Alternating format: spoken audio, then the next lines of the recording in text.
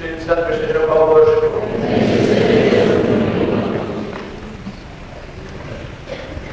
Primeira leitura. Leitura do livro dos Atos dos Apóstolos. Ao chegar o dia de Pentecostes, os apóstolos estavam todos reunidos no mesmo lugar. Fez-se ouvir então subitamente lá do céu um rumor semelhante a forte rajada de vento, que encheu toda a casa onde se encontravam. Apareceu-lhes uma espécie de línguas de fogo que se iam dividindo, e pousou uma sobre cada um deles. Todos ficaram cheios do Espírito Santo e começaram a falar outras línguas, segundo o Espírito lhes concedia que se exprimissem. Residiam em Jerusalém judeus piedosos, provenientes de todas as nações do universo. Quando se fez ouvir aquele ruído, a multidão reuniu-se e ficou desorientada, pois cada qual os ouvia falar na sua própria língua. Abismados e cheios de assombro diziam: não são todos galileus os que estão a falar? Então não é que os ouve cada um de nós falar na sua própria língua?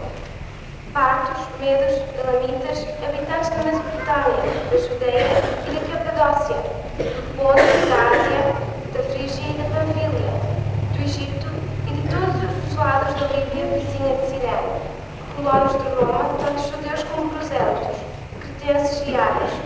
Ouvimos estes homens proclamar em nossas línguas as maravilhas de Deus. Palavra do Senhor. Tirai-lhes o alento e logo expiram, e ao pó de onde vieram elas voltam. De novo concedeis e os recriais, e renovais a face da terra. A expressão fala aos Coríntios: meus irmãos, ninguém é capaz de dizer Jesus é Senhor, a não ser pela ação do Espírito Santo. De facto, há diversos dons espirituais, mas é o mesmo Espírito. Há diversos serviços, mas é o mesmo Senhor. E há diversas operações, mas é o mesmo Deus que realiza tudo em todos. Cada um, porém, recebe o dom de manifestar o Espírito em ordem ao bem comum. Pois assim como o corpo é um só e tem muitos membros, e todos os membros do corpo, apesar de numerosos, constituem um só corpo, assim também sucede com Cristo.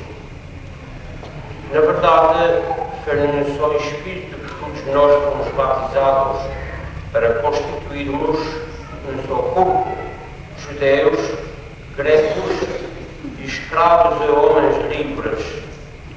E a todos nós foi dado a beber um único Espírito. Palavra do Senhor.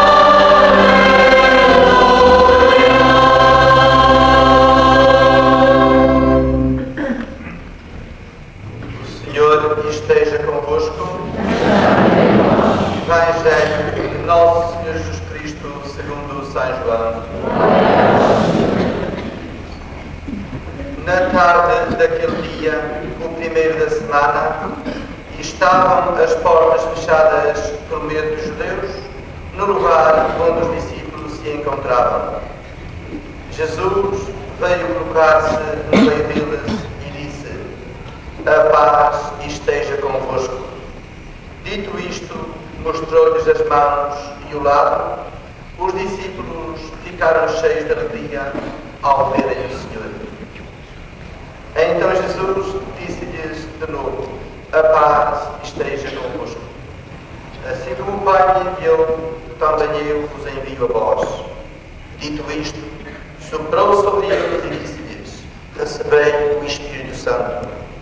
Os pecados ficarão perdoados àqueles a quem os perdoardes, e ficarão detidos àqueles a quem os retiverdes.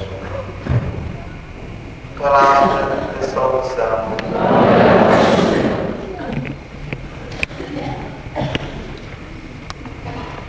Irmãos, o facto da descida do Espírito Santo sobre os apóstolos deu início a esta grande sociedade a que nós pertencemos, a Igreja. Um espírito que não foi dado para tornar a ser tomado. É um dom de Deus sem arrependimento. E, portanto, para vir dos apóstolos aos seus descendentes no mesmo espírito até nós e até o fim do mundo. Admira-nos que Deus escolhesse uma manifestação tão fraca, apenas umas línguas de fogo sobre a cabeça de cada um dos apóstolos. Foi esta a manifestação solene e a marca indelével deste grande facto, o maior até então existente, o início da nova sociedade, a criação da Igreja. E por que é que Deus teria escolhido assim uma manifestação tão simples e, digamos, tão pequena para um acontecimento tão grande?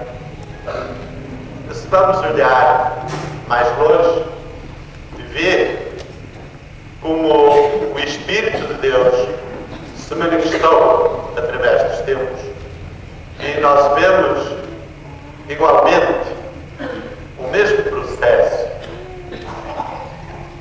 Logo no início da criação, o Espírito de Deus pairava.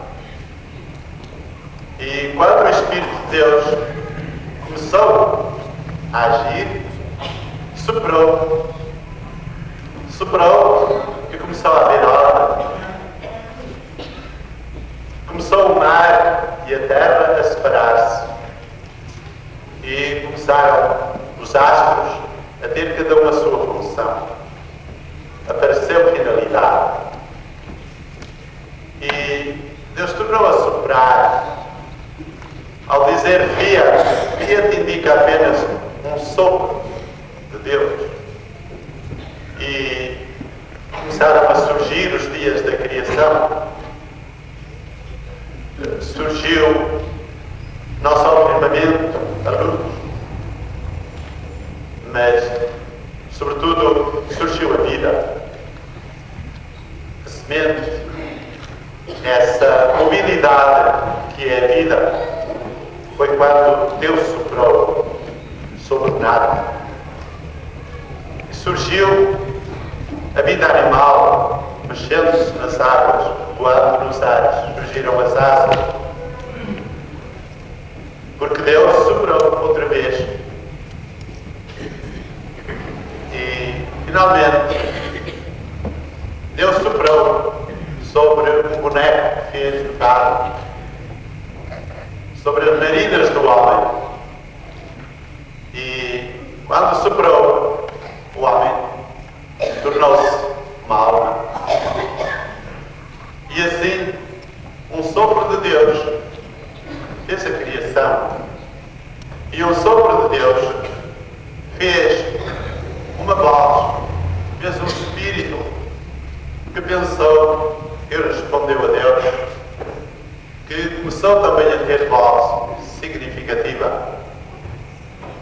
Deus, façamos o homem à nossa imagem e semelhança. E o homem foi feito e começou numa voz igual, uma voz também de pensamento, uma voz que provinha do Espírito a responder a Deus no mesmo tempo, porque era semelhante, era igual. E portanto, esse Espírito que não era mais do que o vento, não era mais do que o ar, e que se tornou voz, e que se tornou criação, envia o vosso Espírito e tudo será criado. Esse sopro de Deus tão simples criou tudo. Deus escolheu, portanto, o sopro. Escolheu a voz, que é o sopro, para se significar. E de em diante, Deus não escolheu outro meio. Foi sempre a voz. Foi sempre o vocal, foi sempre a palavra. Este sopro da boca que Deus escolheu para significar. Quando quis dignificar os homens, dar-lhes poder, dar-lhes missão, a voz do Senhor fez-se ouvir em tal homem, sobre tal homem. E essa voz produziu resultados grandes de reis, de povos que surgiram, de profetas, de patriarcas, de sábios, de Salomões, que manifestaram uma fera grande, esse sopro que parece tão pobre, parece tão fraco, mas o sopro que vem de longe é o sopro do Espírito de Deus. Enviai o vosso Espírito, tudo será criado, tudo será renovado, a face da terra será outra. Mas o sopro de Deus caiu totalmente sobre um homem para sempre. Pairou sobre Cristo, de quem está dito: o seu Espírito pairou sobre mim, mandou-me a evangelizar os povos, mandou-me a convidar todos os homens para dizer que era a hora aceita de todos serem chamados. A hora em que aquela perturbação que surgiu com a queda e com a Torre de Babel vai acabar. E Cristo, quando quis começar o seu ministério, usou apenas, também lhe sou a voz. As minhas palavras são o Espírito. Se ouvirdes as minhas palavras, pois o céu e a terra podem passar, elas são a base de tudo que não serão. E ao sair deste mundo, e Cristo soprou sobre os apóstolos. Ouvimos agora esse trecho. Soprou, e eles começaram a ter poderes, começaram a ser outros Cristos. Mas hoje aparecem-nos umas línguas como que desligadas, pois essas línguas são o sopro de Deus. Jesus disse: eu preciso que eu vá para o Pai. Se eu for, eu é que vos dou o Espírito. Se nós víssemos a cena toda, Cristo e o Pai estavam a soprar sobre os apóstolos. Recebei o Espírito nosso. Recebei esta influência que fez uma criação, que fez o primeiro homem e agora fez o segundo. O segundo homem. O segundo homem é Espírito e vida. Diz Paulo, é a ressurreição. É aquilo que nunca mais vai morrer. É o Cristo ressuscitado. É esse aqui é o novo homem, nascido só de cima, vindo só de cima. Não mais vem da terra, vem de cima. Eu venho de cima. E eu, Espírito, o Verbo, essa palavra antiga e sempre nova, o Verbo é que se fez carne. Carne em Cristo. E agora carne inflamada do Espírito nos apóstolos. É esse Espírito de Deus que foi dado, desceu sobre os apóstolos, eles convidarem os homens todos, as línguas todas, numa só. Uma língua que vem de cima e é percebida de todos para unir o mundo inteiro. É, portanto, este episódio, esta simplicidade de Deus falando por vós, por um som tão simples, é este acontecimento que nós festejamos. Quando no nosso batismo nós somos feitos filhos de Deus, é um sopro de Deus. Antigamente, no próprio batismo soprava-se. É o sopro de Deus, mas é sempre o sopro de Deus. As palavras que se dizem, a palavra é um sopro e são ditas em nome de Deus. A palavra que nós dizemos no batismo, nos sacramentos, na igreja, é o sopro do Espírito de Deus. Se produz efeito, não é porque é a palavra do ministro, é porque é a palavra de Deus. É eficaz. Produz aquilo que significa. Produz a igreja. Quando o sopro diz, és filho de Deus, fica mesmo. E quando o sopro diz, pois, isto é o corpo de Cristo, e é este corpo que te é dado, tu és a ressurreição, és nova criatura, pois fica. A palavra significa o que diz, é o Espírito de Deus, Espírito com chama, Espírito com vida. Minhas palavras são vida. A chama do Pentecostes indica vida.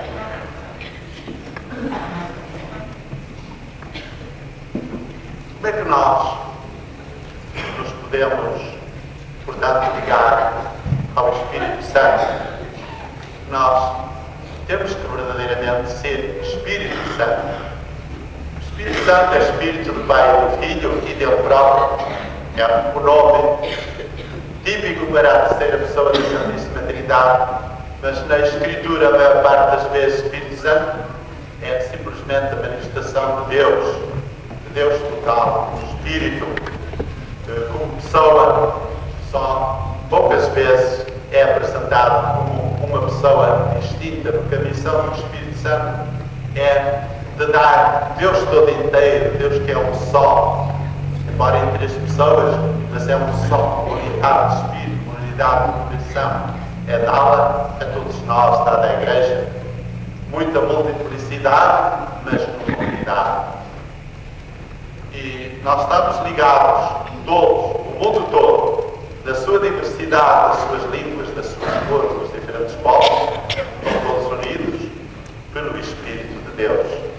Tudo bem do mesmo Deus. Nós, portanto, estamos assim unidos. Mas pelo facto de sermos igreja, e uma igreja que quer ser sempre fiel, é pelo facto de mesmo estamos mais unidos ao Espírito de Deus. O Espírito da fé. O Espírito de Deus é primeiro fé. Primeiro contrário à heresia. E nós temos a dita, portugueses, de descendermos de um povo que nunca foi herege. Nunca houve uma heresia. Houve sempre uma só fé. E por isso, como diz o Padre António Vieira, Deus escolheu este povo para dilatar a fé. E como dizia o grande poeta Correia de Oliveira, Deus escolheu a língua portuguesa para ser a língua da fé no mundo todo, no mundo novo que surgiu. Na verdade, sabemos que Portugal descobriu o mundo todo. Apenas um país não foi descoberto por Portugal. Descobriu o mundo todo. Mas descobriu para quê? Para ensinar a fé. Para levar o Espírito Santo. Para realizar aquilo que hoje foi superado sobre os apóstolos, ido por todo o mundo. Pregai o Evangelho. Anunciai esta boa nova a todas as criaturas. Portugal missionário, a quem ainda até o século passado a Igreja confiava a missão de enviar a todos os territórios missionários e se enviar arautos do Evangelho. E, de facto, ainda quando houve agora esta Revolução Portuguesa, fez uma estatística E Portugal tinha fora das suas fronteiras 6.300 missionários e missionárias, espalhando a fé no mundo. E surgiram essas cristandades, cujo orgulho ainda hoje é grande. O Brasil, o país maior, mais católico do mundo, também sem heresia, sem distinção de raças. E esse país vem da língua do Pentecostes. A língua portuguesa, a língua da fé que lhes foi levada a esses povos. A África, a Ásia, receberam o cristianismo nesta língua, que é a herança número 1 da cultura e da religiosidade latina. Sabemos que das línguas novo-latinas, e a língua latina é ela com a grega, recebeu também a grega, é a única língua culta, as outras eram chamadas bárbaras, e a nossa é aquela que mais se aproxima do latim.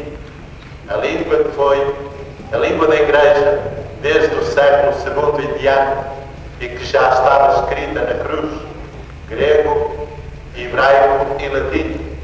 O latim era já a língua que dominava. O próprio Jesus certamente falava latim com as autoridades romanas. E então essa língua, diz Correia de Oliveira, estaria no dia de Pentecostes, juntamente com tantas línguas, também estaria acima, bailando nas chamas, nas línguas do Espírito Santo.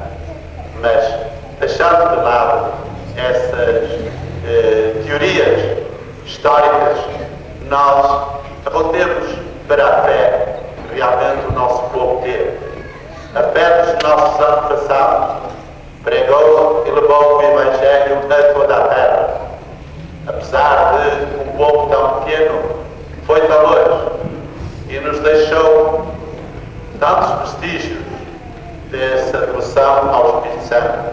Os reis puseram o Espírito Santo em cima das suas coroas, puseram-no em cima dos seus cetros, e por toda a parte, onde a esfera apilar era levada, era o cetro do Espírito Santo que estava a presidir.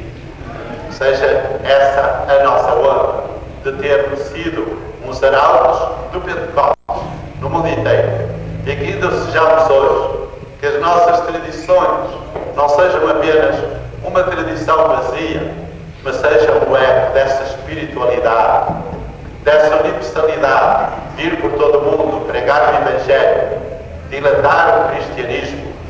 Se a própria Senhora, vindo à nossa terra, ela falou na nossa língua e disse: Portugal nunca perderá a sua fé.